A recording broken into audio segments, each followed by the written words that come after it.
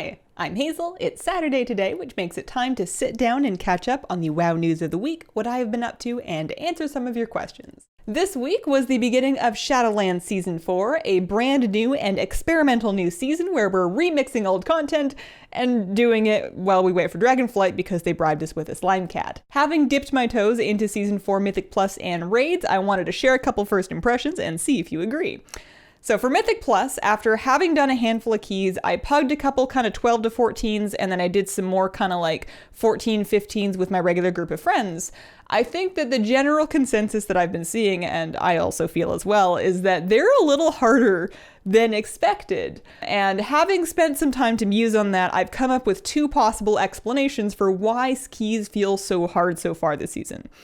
I'm amending that. Three possible explanations. The first possible one is just that they're tuned a little wonky and that tuning and hotfixes could be very well on the way to kind of smooth down some of the pain points in some of these dungeons, particularly Legion Karazhan. It's been mowing down groups left and right, and I do think it feels quite a bit more difficult than the other keys, so that's something they can probably look at. And then the second reason why I think that keys might feel a little unexpectedly difficult is we've seen these dungeons before, so there may be kind of an expectation that we already know these fights and that we don't have to learn them from scratch the same way that we do at the beginning of an expansion. But most of us are kind of really rusty at a lot of these fights, and plenty of us have never seen them before, especially when you start getting as far back as things as Warlords and Legion. Lots of players in these keys have never seen these fights before in their lives. Given that it is the final season of an expansion, it feels a little bit unusual to be learning things seemingly from scratch, especially things that we feel like we probably should know better than this. I played through all of these dungeons plenty of times when they were current. I even made guide videos for some of them, and I feel like I'm starting from scratch, so I definitely am kind of overestimating my own abilities in that category. And then thirdly, it doesn't really feel like a real season, and therefore I think we're underestimating the impact of the gear bump that we're going to get. So it is a new season, and there is a new gear bump worth of item levels. You're going to be getting gear that's approximately 20 item levels higher for doing the same content this season as last season. Like if you do a 15 and you get a vault item, it's going to be 304, I think, relative to the 278 that we were getting last season, right? So we're all, so far, we're picking up gear upgrades in these keys and in these raids, but for the most part, we're still wearing last season gear. And I think that I don't know why I thought this, but I expected to kind of be able to steamroll at least 15s, given that I was just timing 20s, but thinking back on it, it's not really that normal for me to be able to just like smash through 15s on the first day of a new season in last season's gear. And as we continue to gear up and get that extra 20 item levels worth of buffer, that's probably going to go a long way towards smoothing out these keys. That, and then also like relearning the fights. So to sum up, I think that keys feel hard, but they will get easier over time, even if Blizzard doesn't nerf them, although they should probably bring Karazhan at least in line with the other ones. And then the new seasonal Mythic Plus affix, where you pick your broker bounty at the beginning and then you fight the Dreadlords, feels a little, it's fine, it works, it gives you your extra bonus and then it gives you some extra stuff to do, but it feels a little dull so far relative to the other affixes, and I think that makes sense for kind of like an emergency last season. I've seen better affixes from them, and I don't think this is going to be one of like my top seasonal affixes of all time. And then the raid for Season 4, in contrast to the keys, felt easier than expected. I cleared normal Fated Castle Nathria with my guild and then a couple of pugs in one night in about 2 hours and 20 minutes or so. I found that, especially as a healer, the Fated affixes were pretty much background noise. I couldn't really explain them to you, and it didn't seem to really matter, especially for healing. I think that it definitely helped that Nathria bosses are much more recent memory than things like the Legion Karazhan dungeon or Iron Docks, so a lot of us remember those fights and kind of still had the muscle memory from having progressed through them when they came out last time. People pushing heroic and mythic fated raids are probably going to have a more involved time with the new affix, but if you're like me and you're just kind of out to get the slime cat, it seems like it's going to be a fairly incidental season. I guess I'm a little bit disappointed that the affixes don't really change the gameplay of the raid that much. Usually, when you think of affixes, you're thinking of Mythic Plus, where different affixes, I guess they don't really change your routes all that much, but they do make the key feel different from week to week. And I wouldn't say that the Fated affixes, at least on normal difficulty, really do that.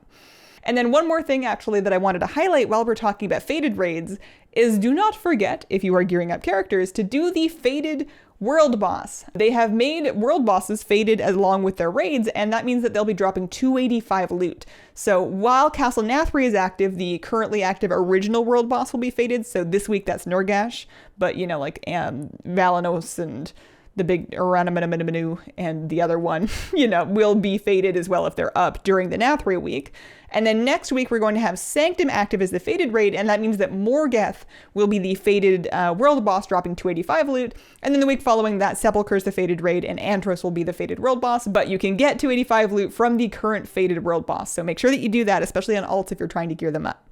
And then this week in Alpha, they showed us the new zone of Thaldraszus, along with our first official look at the new Dragonflight capital city, Valdrakken, along with warrior talent trees and I believe more professions. The thing that I was most excited about from this build, aside from also some evoker talent reworks that I wanted to get to grips with, was to check out and tour the new city. And the first thing that I wanted to check in Valdrakken is how centralized it was, because that was something that I felt made a big difference in the BFA cities. You know, I loved Borealis because all the things that you needed were in a cute little loop, like right very close together and centralized, and I disliked Dazar'alor because all of the things that you needed were flung to the far ends of the earth. So in Valdrakken, I checked, and the bank, inn, portals, and auction house are all quite close together in the middle. There is like a set of stairs that you run up to get into a building with portals in it, but you are able to fly on your dragon riding mounts in Valdrakken. It's all pretty much outdoors, so you can use your dragons to get around the city very quickly. And all of the things that you're going to need on a rapid basis are all kind of tight in the middle. It does feel a little bit empty, but I think that's partly because it's alpha and there's nobody there yet. I think with players, it's going to feel a little bit more active. And there is a fountain in the middle that you can do little laps around. So that's an important feature, and I'm glad it's there. According to the official preview that Blizzard posted, that is also where we are going to find the black market auction house, barbershops, PvP vendors, and then void storage is a weird thing to put on this list, right? Void storage is kind of an odd relic from the days back when you needed to actually keep a transmog item in order to transmog it. And ever since they got rid of that, I haven't really thought about my void storage at all. And I'm wondering why they've made a point to put it into Valdrakken. Like, is it going to get repurposed, or are they just being thorough?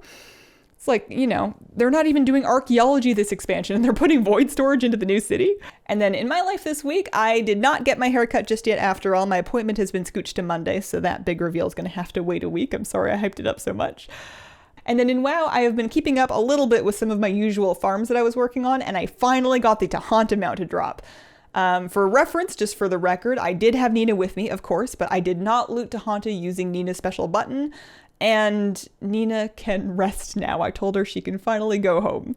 She can stop keeping me in combat with all of the Smorgas bugs every time that I try to fight Smorgas, because I do still need one pet from that. And questions for this week. Cadence wants to know, what is your favorite Dragonflight and why? Mine is probably green because Ysera is really pretty, and I also am very sleepy a lot of the time. Rock solid reasoning. I would say red, because red is Alexstrasza's thing. She's a life binder. It feels like life magic, and it seems to occasionally make garden-y stuff happen. I've seen her grow hedges and stuff with it. Not like directly, but you know. It does bother me a little bit, actually, that on the playable Drakthir class evokers, red magic is basically fire damage magic. And that bothers me because we have fire mages and we have destruction warlock. And I don't think that there's a universal rule that says that all red magic has to do fire damage. I know that flame breath is kind of like a classic dragon fantasy, but I kind of thought it was cool that with WoW dragons that the red was kind of a life magic thing. And then the green one that you would think would be more connected to the flowers and the healing is more about napping. So alas, it's not meant to be. The green and the bronze are the healing ones, and then the fire and the blue are the damage ones. If it was up to me, I would have made bronze just like utility spells, and then green and red be the healing ones, and then blue and then black. I would have done like some earthy stuff and then have that be the damage stuff, but it was not up to me. And then Nathan wants to know, is there any hints of Dragonflight having anything similar to callings or emissary quests? Me and my army of alts would love that for some gold. So I don't think so. But that doesn't mean it's not happening. So correct me if I'm wrong. Maybe somebody in the comments knows something that I don't. But to my knowledge, we haven't really seen endgame Dragonflight yet. We haven't really seen what the day-to-day endgame structure looks like beyond the promises of vague, like raid and PvP and Mythic Plus. So, I want to know about whether there's kind of callings or emissaries, and I'm also really curious as to what the world quest situation is going to look like. Because in Shadowlands, we got these kind of slowed down world quests that had many, many enemies that you needed to kill that were spread out over really wide areas, or like world quests that required hidden multiple phases. They tried to really slow down world quests, and I didn't like it, and I hope that they stop. I would like to see a return to faster and simpler world quests, even if that means requiring 4 in order to get a calling done. I'm crossing my fingers that they bring back those kind of Legion or BFA style single boss world quests. I know those were easy, but I liked them. And that has been my week. Thank you very much for watching. If you have any questions for a news video, please pop it in the comments of the most recent one and include the word question. I appreciate you guys, and I hope you have a wonderful, wonderful day.